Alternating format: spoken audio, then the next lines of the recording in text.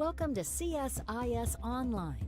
The way we bring you events is changing, but we'll still present live analysis and award-winning digital media from our Decoupling Ideas Lab, all on your time, live or on demand. This is CSIS Online.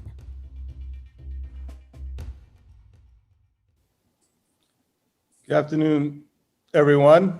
Thank you for joining us this afternoon.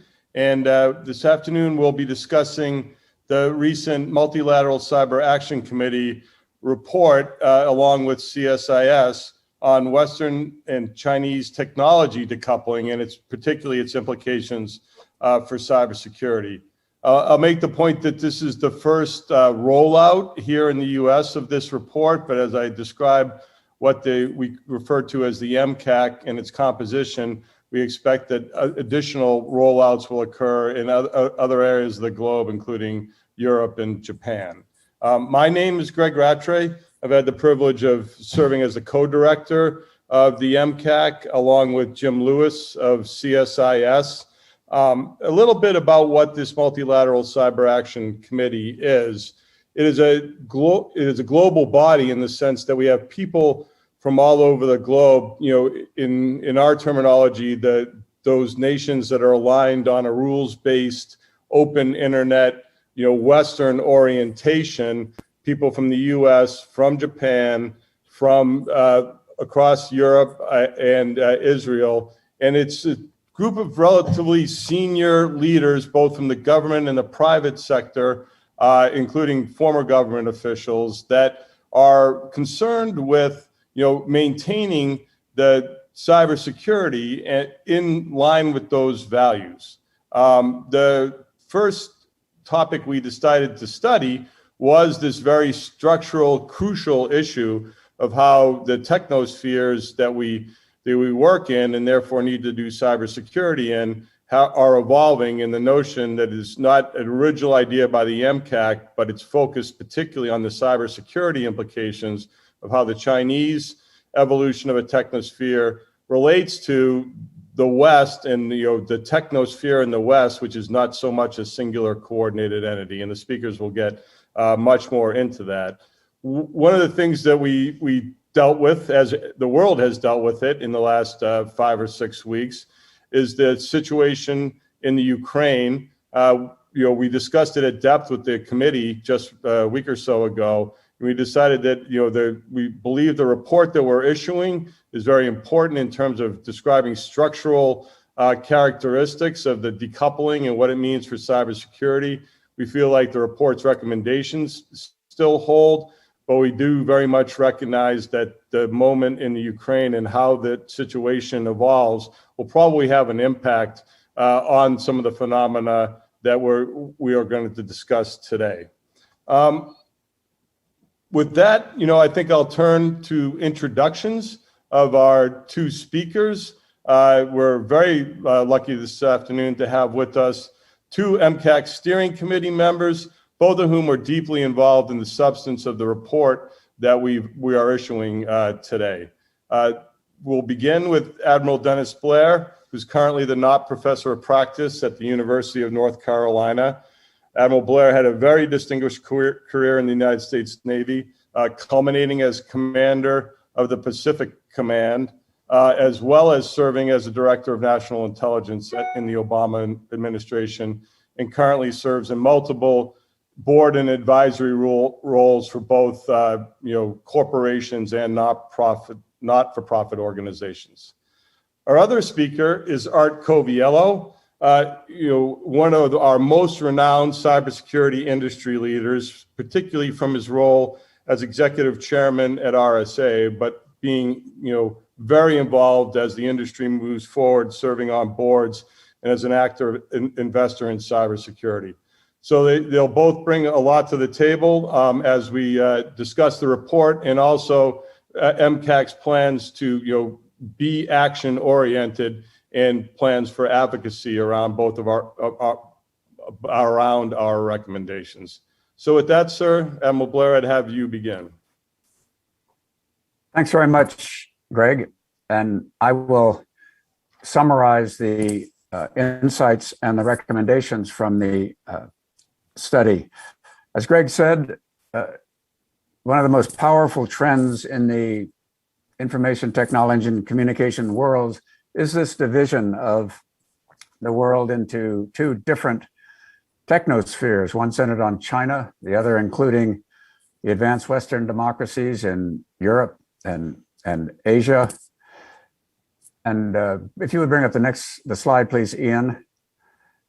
Just to give a picture of this division, this map of the world shows the division of the world in terms of the information control systems they use.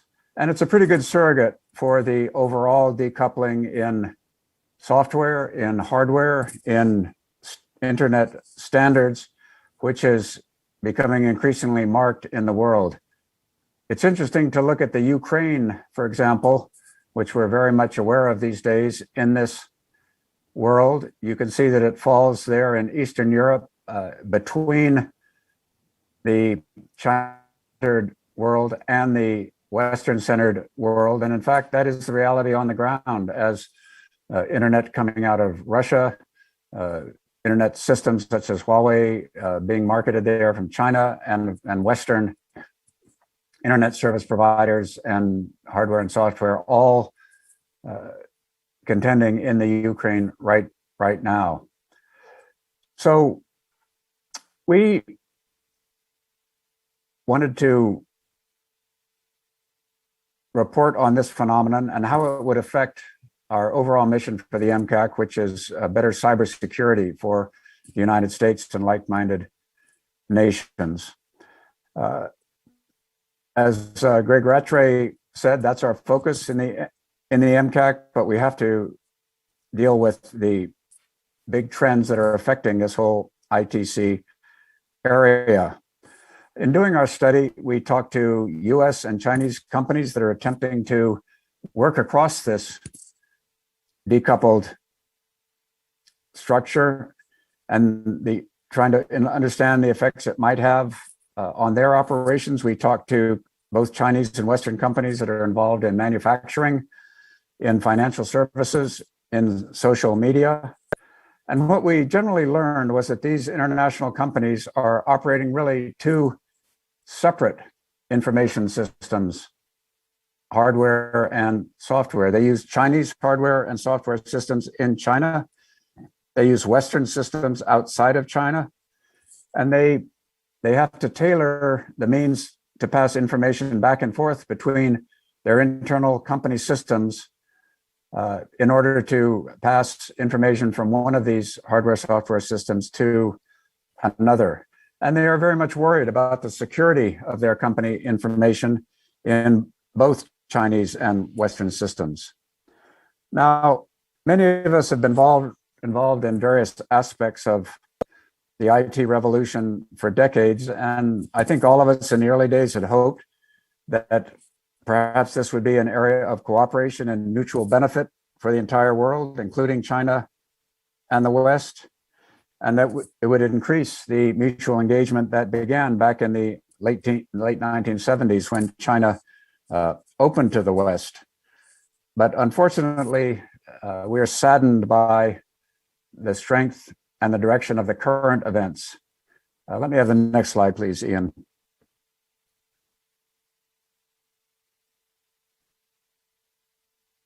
You can read the generally negative effects, negative major effects that are occurring because of this decoupling of the two technospheres. So quite apart from the cybersecurity implications, these current trends are driving enormous duplication of effort, loss of synergy and cooperative advantage, and causing much greater expenses than would be the case if we had a single integrated technosphere operating around the world on a cooperative basis. But this is really the reality of the technosphere these days and the world in which governments, individuals, and companies find find themselves. Now, in our report, we did not make recommendations how to reverse this decoupling. I think the trends that are driving it, the major geopolitical trends, are too powerful, are going to play out over a number of years. And so our recommendations in this report basically aimed at mitigating the effects of the decoupling to try to at least salvage some of the advantages of a global information system. And in addition, they would be efforts that might allow for a recoupling in future should the geopolitical trends change, should the trends reverse, and the world head back towards a more integrated information technology and communication structure. So the recommendations were divided into two categories. May I have the next slide, please, Ian? We didn't want to reinvent good ideas that were already out there. So we very much endorsed 3 ongoing initiatives that you can read on this slide that are currently aimed at improving cybersecurity and improving the use of the internet around the world. The initiatives that are trying to work across this border include things like the Paris Call for Trust and Security in Cyberspace, which brings together both policymakers and practitioners from both sides of the decoupling borders and attempts to work out common norms. The UN Open-Ended Working Group is another larger group that meets in New York with UN representation that is looking at the same sorts of ideas for global standards and ways to connect. The Global Commission on the Stability of Cyberspace is a third body which is making useful recommendations on trying to increase cybersecurity while maintaining a global internet. And we very much believe that US, European, Japanese, Korean, Australian representatives need to show up at these bodies in order to push ideas which can maintain the ideas that we hold in the West of an open, freely available internet, and not allow the Chinese influenced companies to try to close down, increase government control, and make the internet a much more segmented and divided space. So these 3 initiatives were ones that we saw are already underway, and we certainly endorsed them. We had a couple of specific MCAC recommendations that are shown on the next slide.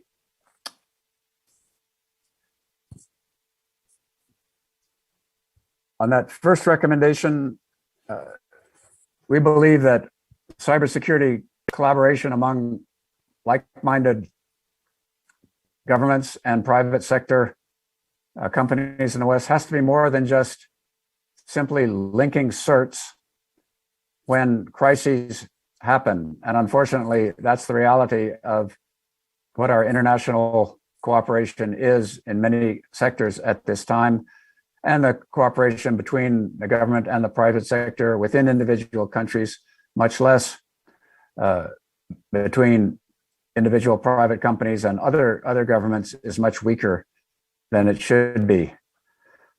We believe that the important network defense, network operating centers around the world among like-minded countries need to be linked together with common operating pictures, with very secure and practiced communications, so that they can both plan and exercise and react much more in much greater depth, much more quickly than in the current system of calling each other once a crisis occurs. So that was our recommendation number 1.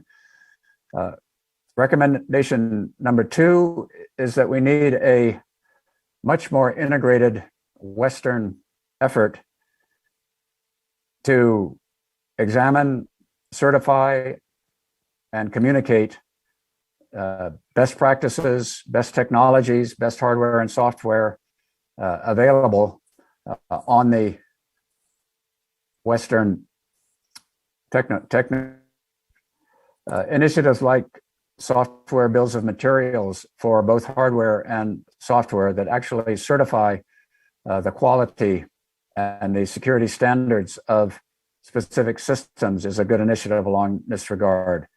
There are examples like the UK Huawei Cybersecurity Evaluation Center, in which a government organization looks very closely at one particularly concerning software and hardware set of products to determine that they are cyber secure.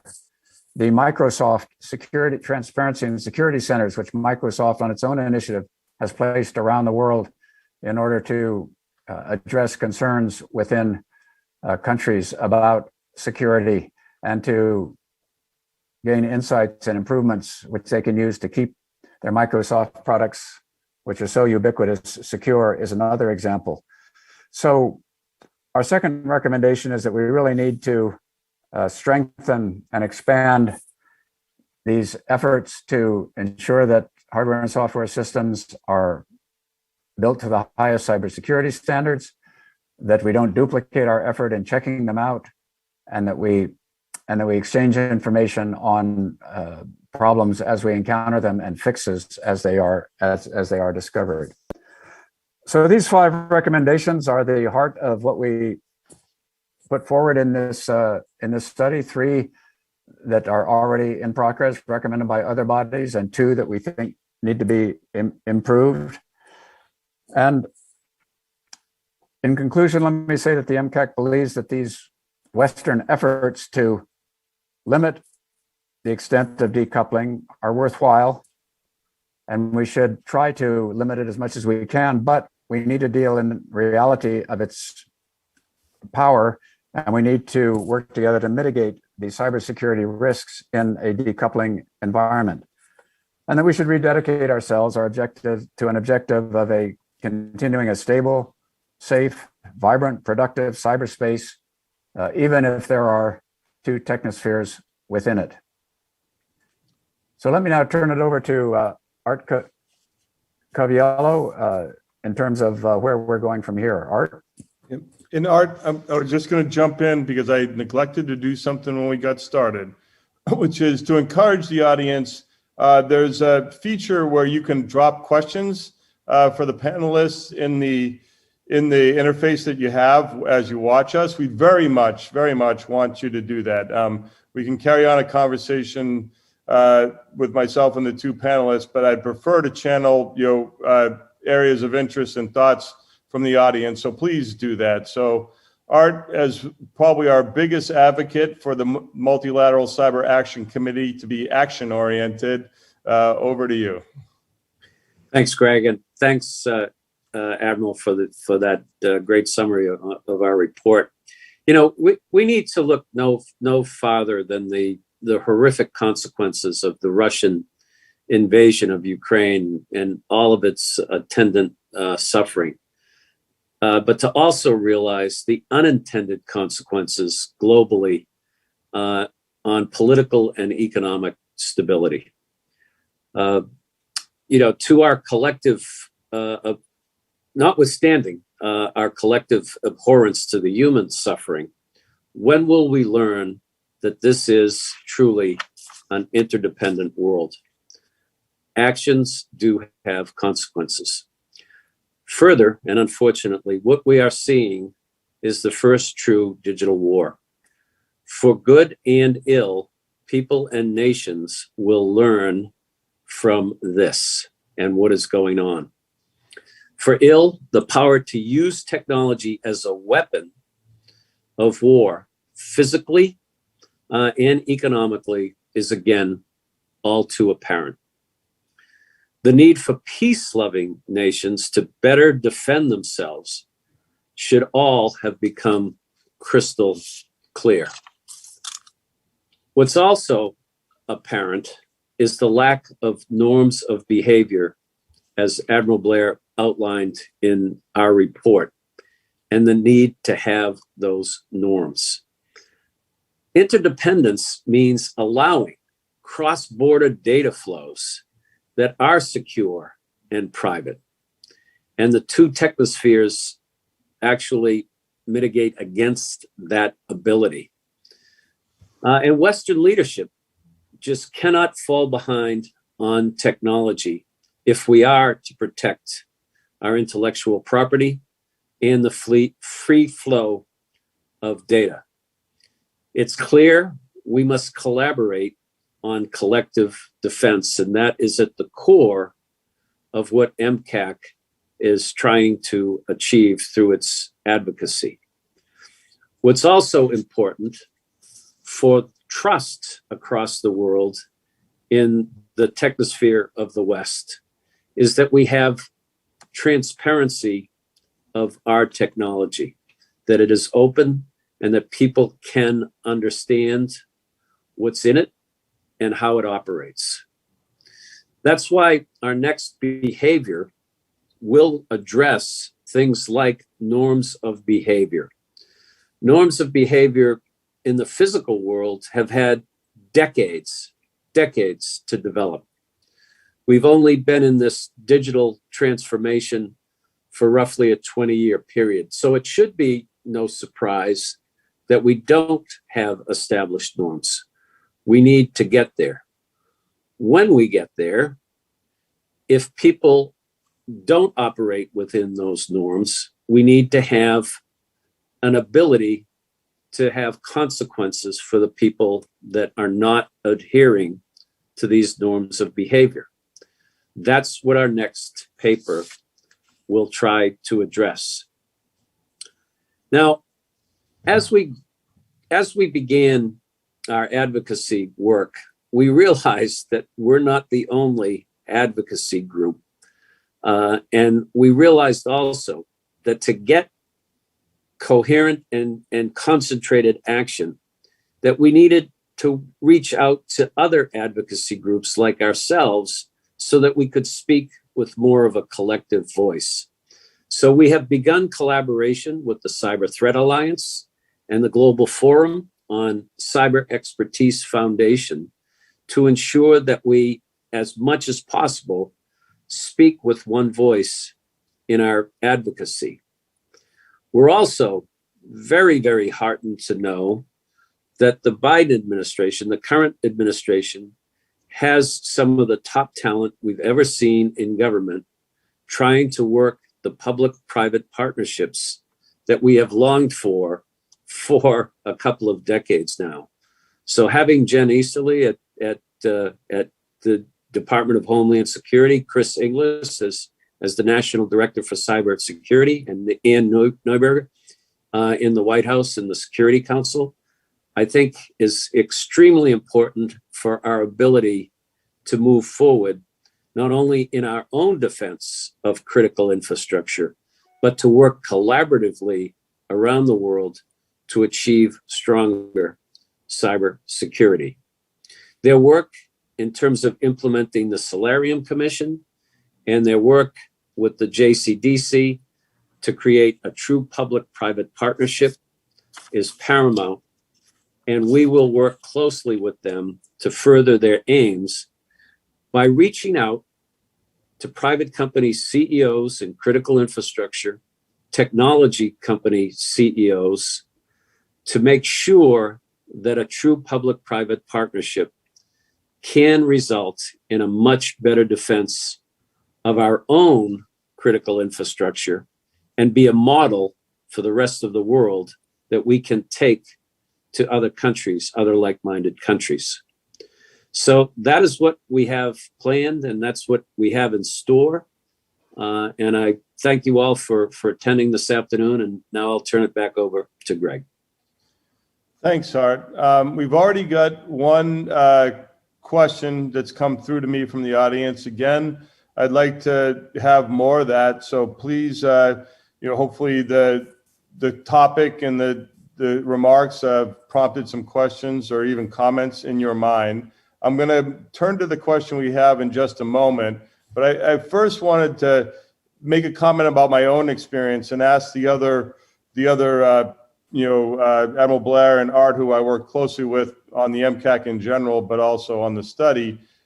It is a very multilateral group. So that presented both challenges, but I think much more richly opportunity. My perspective is the differing views that we saw on some of the nuances of what is Western, how coherent is the Western technosphere, where might there be differences in the US and Europe on issues like data protection and privacy, added a richness to, I think, the work that we did in the MCAC and in what is in the report that we don't often see in these sorts of studies, which often, most often tend to be either focused on a given nation's policy or very much, done by people within a specific institution or a specific country. So I just wanted, as the leadership of the MCAC, get your perspectives on, what the value of the MCAC is from being very multilateral and how that translated into how we looked at this issue. Maybe Admiral Blair, I'll start with you. I think it's something that's really unique about this MCAC organization. And let me illustrate by our experience with our Japanese members of the Multilateral Cybersecurity Action Coalition. They call themselves MCAC-J, for example. They meet separately and then come to our combined meetings with their own recommendations, observations, questions. And I find that this group in the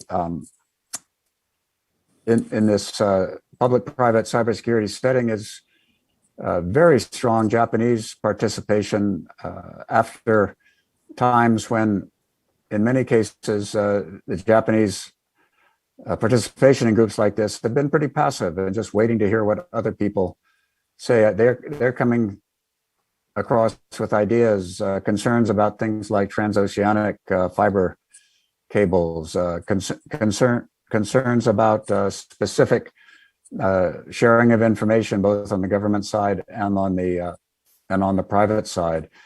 They're looking hard at revising their own legislation in order to handle the cybersecurity threats of the present and the future. So all of this is extremely important for us to understand, who are dealing with cybersecurity issues in the rest of the world, and also because Japan is the third largest economy in the world with a very well-developed economic and digital system is important to our overall success. So I think MCAC is sort of unique in its ability to draw from all around the world and make sure that we both benefit from the insights of our partners, and we are aware of what their particular challenges are, which are in many cases somewhat different from the ones we're familiar with in our own country. Art, I'll go further in terms of our European colleagues, British and Israeli as well.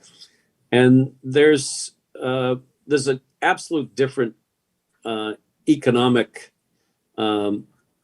set of circumstances that the perspective from those countries and areas were really invaluable to our understanding the reliance on China versus the reliance on China from the U.S.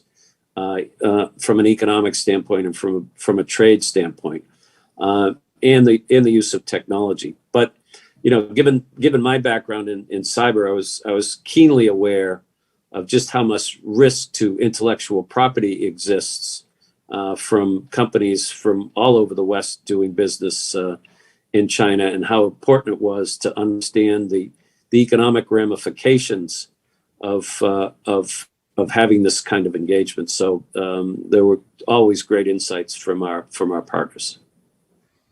Thanks, Art. I'm going to turn to the first question that I've received from the audience, and it is, how can we utilize existing bodies such as the TTC or the Quad to advance cyber collaboration among like-minded countries. And, Admiral Blair, you and I were just talking about that regarding, the Japanese in particular. Again, maybe I'll have you start on that one, and Art, have you continue with it.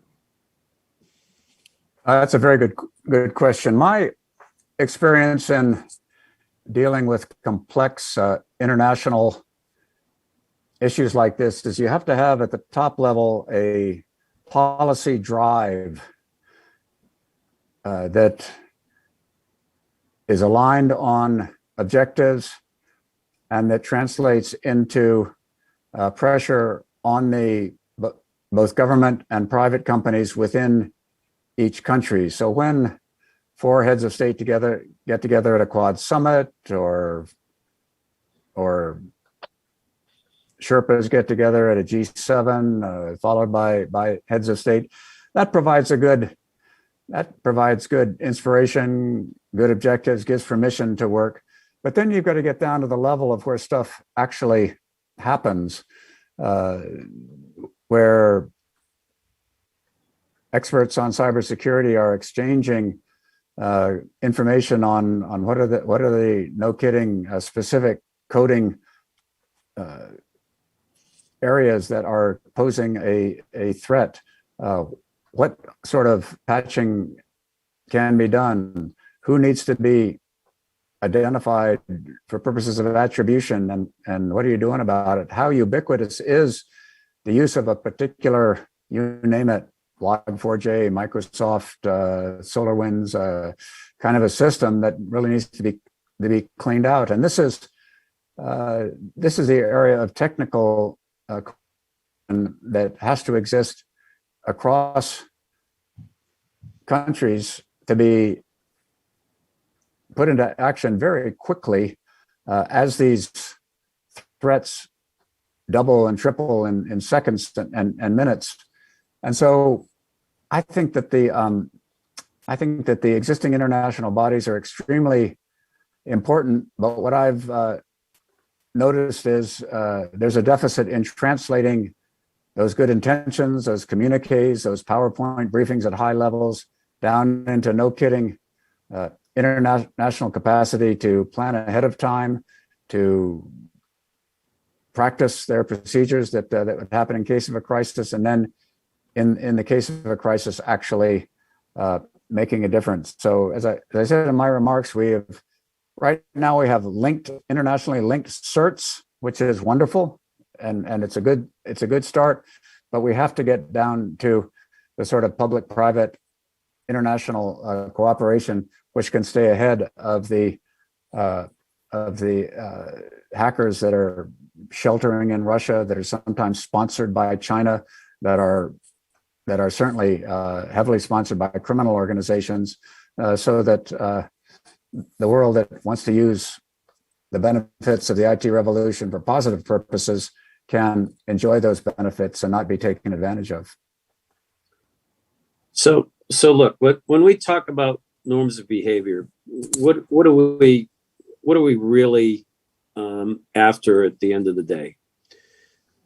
First and foremost, we want to protect people's privacy. We want to protect the privacy of institutions, and there should be no doubt about the logic of that. Second, in an interdependent economic world, we need to respect intellectual property rights. We often talk about the theft of intellectual property, but it's actually more heinous than that. If I steal your watch, you no longer have your watch. But if I steal your intellectual property, you may still have that intellectual property, and others are in a position to duplicate what you have, and you might not see the downstream effects of the theft of that intellectual property for some time, and you won't see it until competitively you are at a disadvantage for all the research and development, or all of the development costs you might have in building that intellectual property for yourselves, that somebody gets for free. So we need norms of behavior around intellectual privacy and intellectual property. We also need norms of behavior around what we do with criminal activity. It is paramount that we have the ability to work cross boundaries to seek out and find the criminals and hold them accountable and punish them.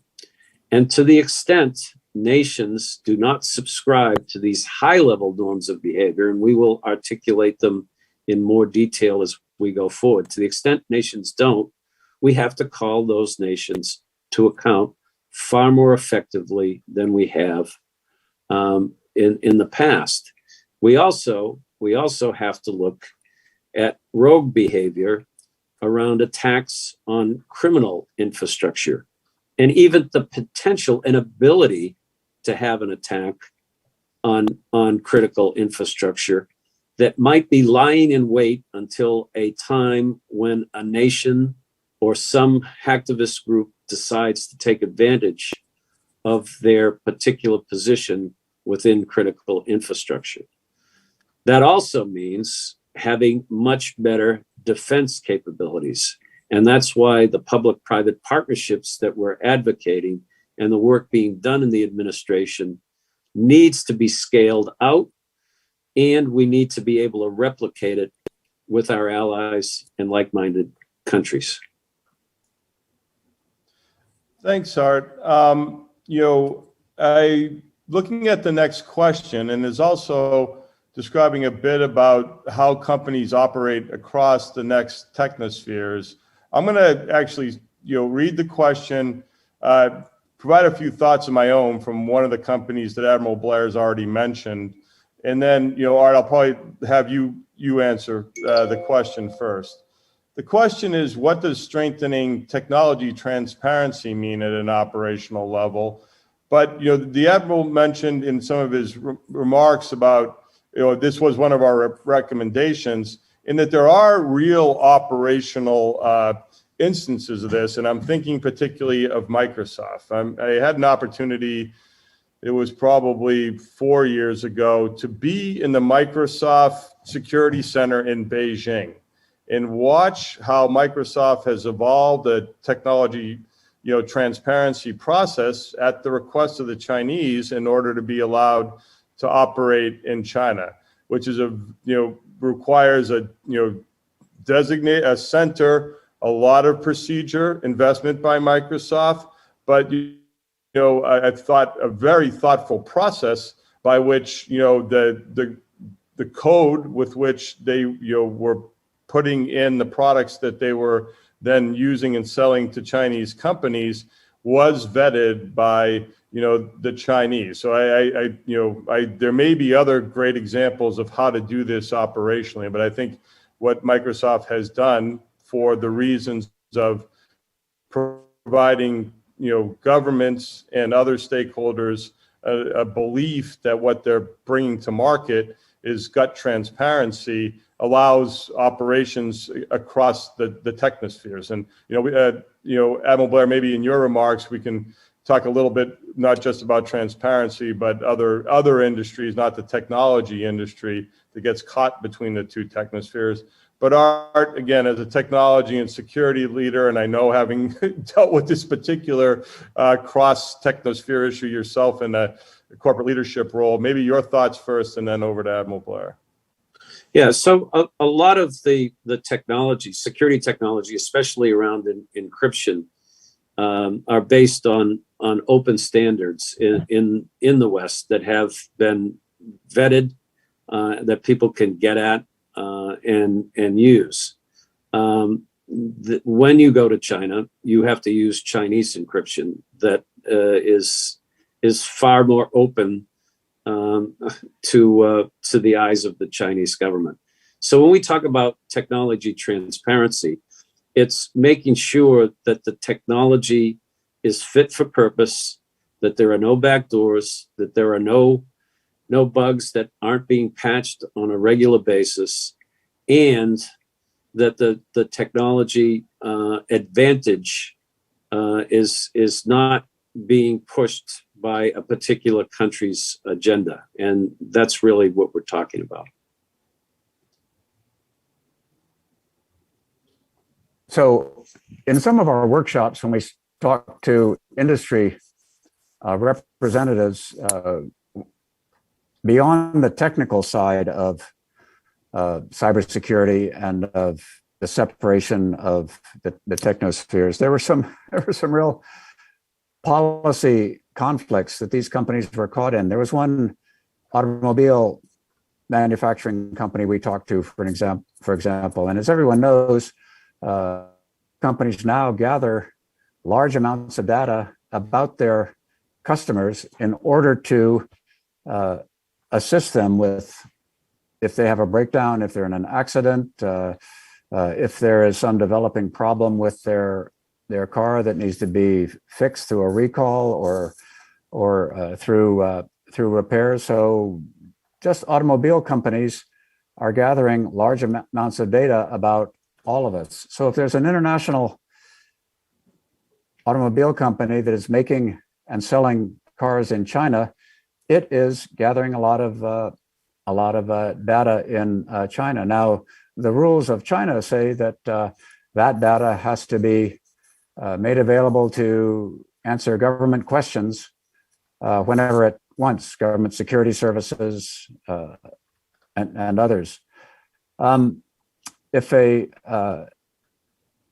American automobile company does that, it gets in trouble with American policies, which say that, for example, making information available to the Chinese government on demand is a violation of U.S. law, which protects, for example, the process for gaining information on individual customers.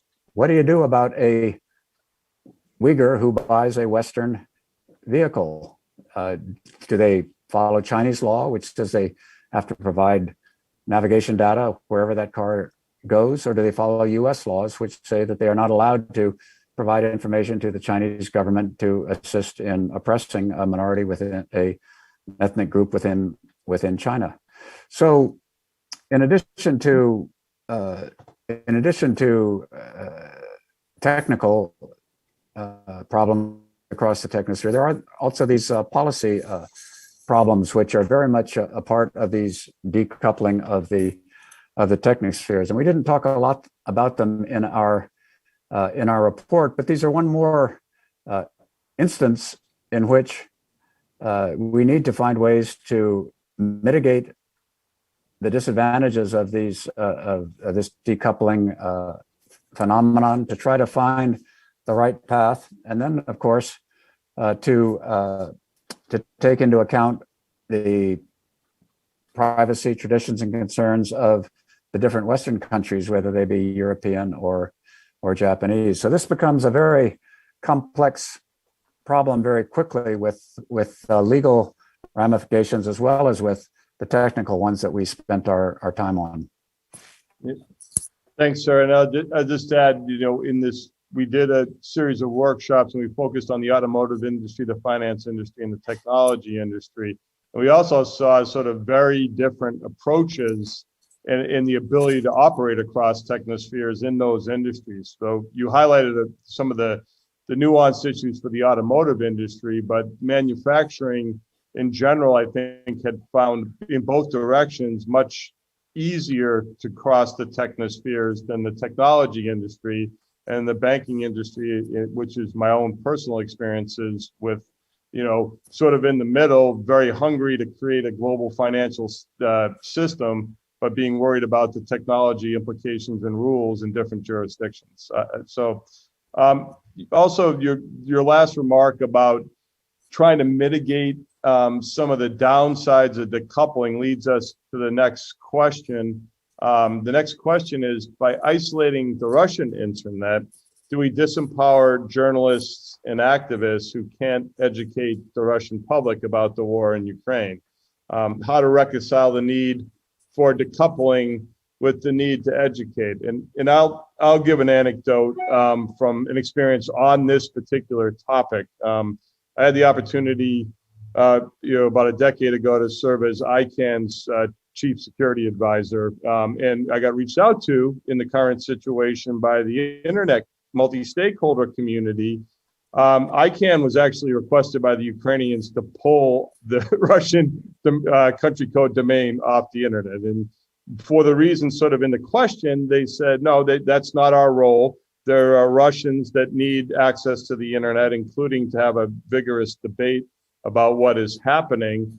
But the internet community is also taking it on its shoulders to think about for the first time where might they think about sanctions that are focused on perpetrators and perpetrators of violence and transgressors of norms. So this very complicated issue of decoupling, even in a wartime situation, and which communities should act and how they should act, and and the need for general citizens, even in an aggressive nation, general citizens, and even in an aggressor nation like the Russians, all these things come to play. So, with that as a preface, I've been ping-ponging back and forth. I think, Admiral Blair, it's your turn to go first.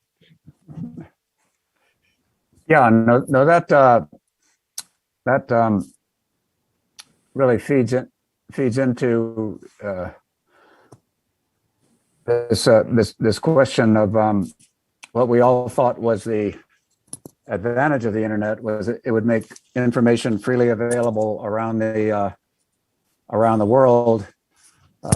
And in the early days, of course, we didn't think so much about the advantages of the digital world for autocratic governments, in which they were able to use these same tools to keep track of the communications, the location, the ideas of their citizens, and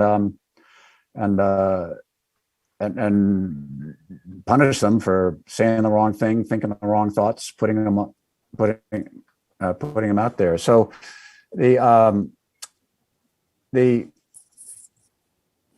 I think in general, the separation of the two technospheres is going to make it much easier for China to maintain the Great Chinese Wall, firewall, the control that it has over its citizens, similarly in Russia, similarly in other areas. So I think that does put the onus on the Western governments to think carefully about just pulling the plug on a Western system used in an autocratic country, not for overall information purposes. And of course, we need to think about the profits and well-being of our Western companies when they're being used not for nefarious purposes against human rights, against things, but are actually being used for normal purposes. And in any country, and Western companies are enjoying profits of it. I think, for example, in the case of Microsoft in Russia right now, Art, you have some insights onto some things that are going to certainly cut into Microsoft's profits while they cause a lot of trouble for the Russians. Sure. This is exactly what I was talking about at the outset when I called this the first real digital war. If you can deprive another nation of the technology they're so dependent on to run their governments, run their economy, yes, you can do significant damage. But what are the downstream impact of that in terms of the economic well-being of the American companies, for instance, or the European companies that are providing that kind of technology? But it's much worse than that. What we're seeing, and what is largely being cheered on, is the number of activist hackers attacking the Russians. And when somebody is as egregiously immoral as the Russians are in attacking Ukraine, a lot of this activity gets cheered on. But what if these people who act independently have their own ideas about what's morally right and what's wrong, and they decide on their own, without any norm of behavior or without any regulation, to attack a particular country or a particular company? So I just see the genie literally coming out of the bottle with activity like this, and it just again speaks to the need for norms of behavior around the use of technology and whether and if it's going to be applied as a weapon. What we really haven't seen, thank God, is the ability for a kinetic type attack using technology, and we just don't, as humanity, need another element of mutual assured destruction where you take out our power grid, we take out your dam, and we cause all kinds of potential suffering, chaos, and literally physical attacks and tragedy. So I worry a lot about what's going on and whether and how it might escalate beyond what we're seeing today. And as I said, countries are learning from this. Countries are saying to themselves that, well, maybe I need to be independent of Western technology or American technology. Maybe I need to learn how they've used technology to attack, and I'll be able to use the technology to attack the next time. So these are the issues that we have to come to grips with, and we won't come to grips with them unless we actually address them in forums like we're trying to provide.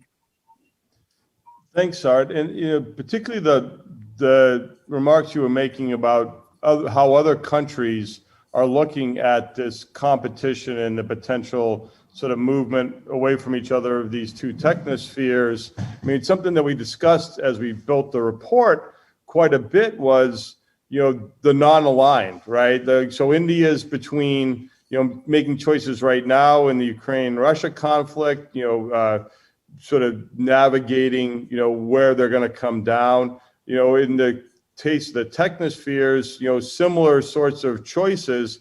And I think one of the things that particularly the Europeans brought to the dialogue in the committee was, we really need to think about how this plays out in the rest of the world. So, thoughts on that, and then we've got a very good question to close us on. But how do we think about this technosphere evolution in sort of, Admiral Blair, the chart you showed first had a lot of non-blue and non-red space on it, right? So how do we influence what color those spaces end up?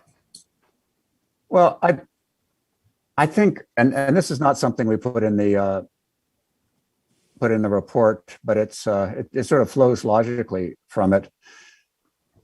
The primary advantage of Chinese systems is price, right? That's how they compete in that gray area on that chart that I showed. Huawei, ZTE, because of the government subsidies that they get from the Chinese government in general, and then subsidies for specific offers that they make to countries like Thailand and the places where they have managed to sell large parts of large systems, 5G systems, other 4G systems to other countries. It's been basically price.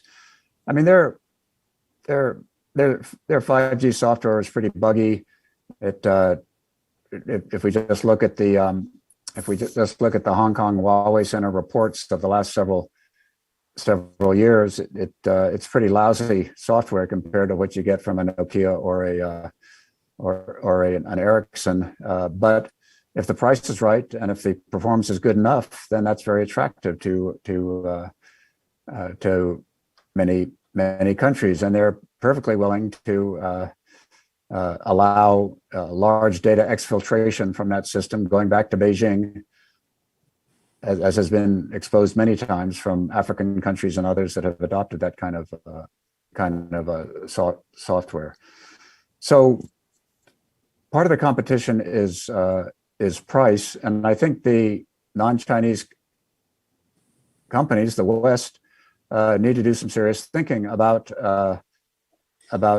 maybe coming up with, if not financing schemes, coming up with some good enough software of our own that can be purchased, but will basically give countries an alternative, price competitive with these Chinese systems, but will be a better system that more aligns them with the Western companies and the Western countries for all of the things we talked about. So I don't think we have been as imaginative enough as we should be in terms of our international cooperation in the competition for these third markets. Thanks, sir. So, another thing I said at the outset, that when are we going to learn we're living in an interdependent world? I absolutely applaud the sanctions that have been applied against Russia, but they're not without cost, reverberating back to us. When we can't work effectively with the Chinese on things like intellectual property, we run into, again, things that reverberate back to the West. So I am hopeful that the knowledge that all of these things can boomerang back will cause everyone to think and to recognize that we cannot share this world effectively. It's too small for the kind of aggression that the Russians have perpetrated and all of the attendant unintended consequences that have resulted economically and politically as a result. And again, I would be remiss if I didn't point out that the most heinous thing is obviously the extent of human suffering going on in Ukraine right now. Thanks. I mean, I think we're reaching the end of the session, and we have a question that talks about endgame. And so I'm going to read the question. I'd ask each of you to just sort of provide a final, thought that probably addresses how you think this thing turns out. And also you'll hear in the question the notion that we put in the report, which is we don't desire a future of two technospheres. We empirically observe, as the Admiral stated, that it is happening and probably accelerating. So interested in each of your views on the end game. The question reads, can you describe what endgame is here? What would it mean for China? What tools do you recommend to the U.S. and other Western governments to foster an environment conducive to openness and deter Chinese insert technology expansion globally? So I think we've discussed that in a lot of different ways, but maybe one or two real sort of poignant thoughts, if you can, on how this turns out and how we can affect how it turns out. I'll be happy to go first. If we cannot continue this idea of a zero-sum game where one country wins and the other country loses. But to get there, just as we're doing with the Russians now, we may have to wean ourselves off, as we're trying to do with Russian oil, to be able to hold them accountable. It may be the same in terms of our approach to China, and we ourselves have to set a better example of what we're prepared to do to ensure that we do have the appropriate norms of behavior established, so that all of this technology can be used for good. Thanks. I guess my advice would be pretty practical. Don't stop talking to China about these issues, and when you have those conversations, my experience is that it's a lot more productive if you include Chinese private companies, even if they're national champion companies like Huawei and others, in the conversation. When you talk just government to government, you tend to find people who don't know a great deal about the technical side of networks and are sort of governed by policy points. If you can have the conversations that include Chinese company representatives on their side, as well as US company representatives or European or Japanese companies representatives on the Western side, then I think you get a lot more practical more quickly, and you can find ways to avoid some of the worst effects of the decoupling of the type that we have discussed in sort of the last half hour of this presentation. So I'd say keep up communication and make sure that the private sector on the Chinese side is involved, as well as the private sector on the US side and the Japanese and European and Israeli side. Thanks to you both. I think we're a minute over at this point, so I want to thank the audience for listening in and in some cases asking questions. I thought it was a great session. I'll turn it over to the CSIS team in terms of concluding us technically.